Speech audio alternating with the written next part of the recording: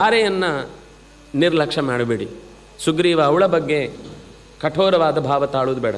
ನನ್ನ ಹೆಂಡತಿಯನ್ನು ಅಣ್ಣ ತೊಂದರೆ ಮಾಡಿದ್ದಾನೆ, ಆದ್ದರಿಂದಾಗ ಅವಳಿಗೂ ನಾನು ಚೆನ್ನಾಗಿ ತೊಂದರೆ ಕೊಡಬೇಕು. ಕೆಲವರದ್ದು ಹೀಗೆಲ್ಲ ಇರುತ್ತೆ. ಆ ವ್ಯಕ್ತಿ ಏನೂ ತಪ್ಪು ಮಾಡದೇ ಇದ್ದರೂ ನಮ್ಮ ಮಗುವಿಗೆ ಅವನು ಯಾರೋ ಹೊಡೆದ ಅಂತ ಸೀದು ಹೋಗಿ ಆ ಮಗುವಿಗೆ ಹೊಡೆಯುದು. ಈ ಮನೆಯಲ್ಲಿ ಕೆಲವೊಮ್ಮೆ ಮಕ್ಕಳು ಗಲಾಟೆ ಇರುತ್ತೆ.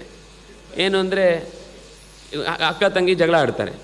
ಜಗಳಾಡಿ ತೋಟಕ್ಕೆಲ್ಲ ಹೋದಾಗ ಅಕ್ಕ ಒಂದು ಗಿಡ ತಂಗಿ ಒಂದು ಗಿಡ ನೆಟ್ಟಿರ್ತಾರೆ. ಈ ಅಕ್ಕ ತಂಗಿಯನ್ನು ಬೈದಿದ್ದಕ್ಕೆ ಹೋಗಿ ಅಮ್ಮನ ಹತ್ರ ಹೇಳಿದ್ದಕ್ಕೆ ಅಮ್ಮ ಎರಡು ಬಂದು ಅಕ್ಕನಿಗೆ ಬಾರಿಸಿರ್ತಾಳೆ. ಅವಳಿಗೆ ಕೋಪ ತೀರಿಸ್ಕೊಳ್ಳಿಕ್ಕಾಗಲಿಲ್ಲ, ಅಮ್ಮ ಬಾರಿಸಿದ್ದು. ಸೀದೋದು ತಂಗಿ ಗಿಡವನ್ನು ಕಟ ಕಟ ಕಟ ಕಟ ಅಂತ ಕಟ್ ಮಾಡಿ ತೆಗ್ಬಿಸಾಕಿದ್ರು. ಅಂದರೆ ಅತ್ತೆ ಕೋಪ ಕುತ್ತಿ ಮೇಲೆ ಅಂತ ಒಂದು ಗಾದೆ ಇದೆ. ಯಾರ ಹತ್ರ ಜಗಳ ಆಡ್ಲಿಕ್ಕೆ ಆಗಲಿಲ್ಲ ಅಂತಾದಾಗ ಪಾಪ ಒಂದು ಸಣ್ಣ ಬೆಕ್ಕಿನ ಮರಿ ಇರುತ್ತೆ, ಅದನ್ನು ಚೆನ್ನಾಗಿ ಹೊಡೆದು. ಸಾಮಾನ್ಯ ಸಾಕು ಪ್ರಾಣಿಗಳನ್ನು ಸಾಕೋರ ಸ್ವಭಾವವು ಅದೇ ಇರುತ್ತೆ.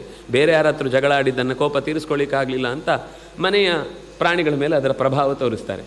ಆದರೆ ಇಲ್ಲಿ ಆ ಒಂದು ಅಂಶವನ್ನು ಎಚ್ಚರದಿಂದ ಗಮನಿಸಿ ಹೇಳ್ತಾನೆ. ಸುಗ್ರೀವ ಮಾಡ್ತಾನೆ ಅಂತ ಅಭಿಪ್ರಾಯ ಇಲ್ಲ, ಮಾಡದೇ ಇರಲಿ ಎಲ್ಲಿಯಾದರೂ. ಯಾಕೆಂದರೆ ಈ ಕಾಲದ ಯೋಚನೆ, ನೋವು ಯಾರನ್ನು ಯಾವ ರೀತಿ ಬೇಕಾದರೂ ಯೋಚಿಸುವಂತೆ ಮಾಡ್ಬೋದು. ನಾವು ಈ ನೋವಿಗೆ ಹೀಗೆ ಆಲೋಚನೆ ಮಾಡಬೇಕು ಅಂತ ಹೇಳುವ ಹಾಗಿಲ್ಲ.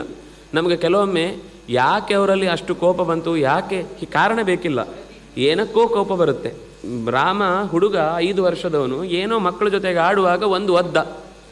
ಈ ಕೈ ತಲೆ ಮೈ ನೆಟ್ಟಿಗಿಲ್ಲದ ಮಂಥರೆ ಅವನು ಭರತನನ್ನು ಪ್ರೊಟೆಕ್ಟಿವ್ ಅವಳು ನೋಡಿಕೊಳ್ಬೇಕು ಅಂತ ಅನ್ನುವ ಭರದಲ್ಲಿ ರಾಮನನ್ನು ಪಕ್ಕಕ್ಕೆ ಸರಿಸಲಿಕ್ಕೆ ಅಂತ ಎಳಿಲಿಕ್ಕೆ ಹೋದಾಗ ರಾಮ ಅವನನ್ನು ಎಳೆಯುವಾಗ ಜೋರಾಗಿ ಒದ್ದ, ಅವಳು ಬಿದ್ಲು. ಅದನ್ನು ಅವಳು ಮನಸ್ಸಲ್ಲಿ ಇಟ್ಕೊಂಡು ಈಗ ರಾಮನನ್ನು ನಾನು ಉಳಿಸಬಾರ್ದು, ಇವನಿಗೆ ನಾನು ಖಂಡಿತ ತೊಂದರೆ ಮಾಡಬೇಕು ಅಂತ 22 ವರ್ಷ ಕಾದಿದ್ದಾಳೆ.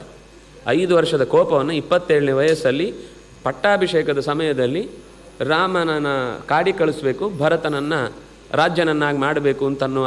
ಅಂದರೆ ಇದು ಕೈಕೇಯಿಯ ಏನೂ ಸಂಬಂಧ ಇಲ್ಲ ಇಲ್ಲಿಗೆ. ಎಲ್ಲ ಅವಳ ಆಸೆ, ರಾಮನಿಗೆ ತೊಂದರೆ ಕೊಡಬೇಕು ಅನ್ನೋದು ಅವಳ ಆಸೆ. ಉಪಯೋಗಿಸ್ಕೊಂಡಿದ್ದು ಕೈಕೇಯಿಯ ವರ.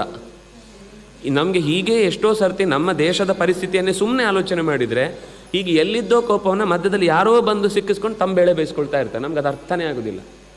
ಆದರೆ ಹೇಳುವಾಗ ಮಾತ್ರ ಇದು ನಿಮ್ಮ ಸಮಸ್ಯೆ.